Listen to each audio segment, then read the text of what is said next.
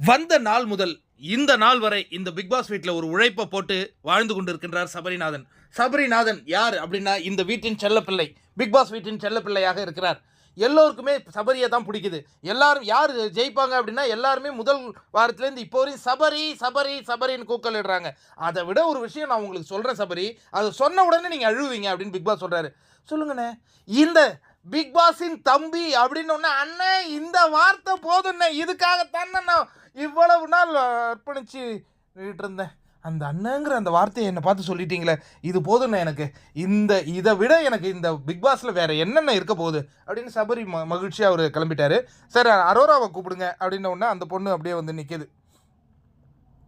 அரோரா, உங்களை பற்றி நான் ஒரு விஷயம் நான் கண்டிப்பாக சொல்ல போகிறேன். அரோரா சொல்லுங்கள். பிக் பாஸ் உங்களை ஒரு குடும்பம் ஒதுக்கியிருக்கலாம், அதாவது உங்கள் சொந்த குடும்பம் உங்களை ஒதுக்கியிருக்கலாம். ஏன் ஒதுக்குச்சு? அந்த அம்மா வந்து பலூன் வீடியோ போடுவாங்க, சப்ஸ்கிரைபர் வச்சுட்டு மிட் 11 மணிக்கு மேலே ஒரு மாதிரி வீடியோக்கள் போடுவாங்க. அந்த மாதிரி வச்சுருந்தா என்னப்பா பண்ணுறது? அவர் பிக் பாஸனுடைய குழந்தைய வேணால் அவர் வேணால் வளர்ப்பார் போல இருக்குது.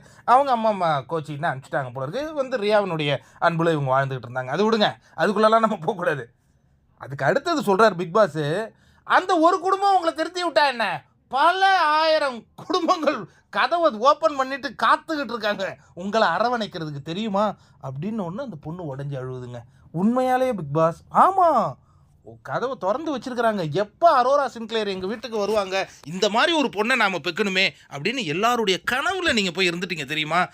யோ, கொடுக்குற காசுக்கு மேலே கூவான்னு சொல்லான்ல, நான் பிக் பாஸை தான் பார்க்குறேன்.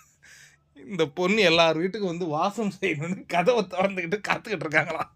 அட போங்கய்யா.